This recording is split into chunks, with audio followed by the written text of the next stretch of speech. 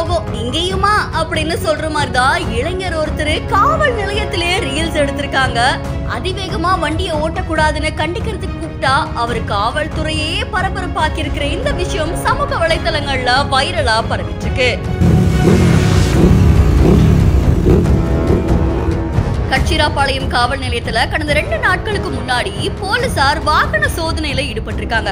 அப்ப சிவபாரதி அப்படின்ற இளைஞர் என்ன பண்ணிருக்காங்கன்னா, அதிவேகமா வாகனத்தை ஓட்டுனதுக்காக காவல்துறையினர் அவருடைய வாகனத்தை பறிமுதல் செஞ்சு அதை காவல் நிலையத்துக்கு எடுத்துட்டு போயிருக்காங்க.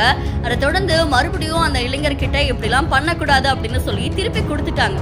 ஆனா அந்த இளைஞர் என்ன பண்ணிருக்காருன்னா, கச்சிராபாளையம் காவல் நிலையத்துல இருந்துதான் இந்த இருசக்கர வாகனத்தை எடுத்துட்டதாகவும், இந்த ஏரியா என்னுடைய கண்ட்ரோல்ல இருக்கு அப்படின்னு காவல் நிலையத்தில இருந்து வீடியோ எடுத்து அதை தன்னுடைய சமூக வலைத்தளங்கள்ல பகிர்ந்திருக்காங்க. இந்த வீடியோ சமூக வலைத்தளங்கள்ல பெரும் பரபரப்பை ஏற்படுத்தி இருக்கு. இதை தொடர்ந்து காவல்துறையினர் இப்போ அந்த இளைஞரை கூப்பிட்டு கடுமையா கண்டிக்கிறதா தெரிவிக்கப்பட்டிருக்கு.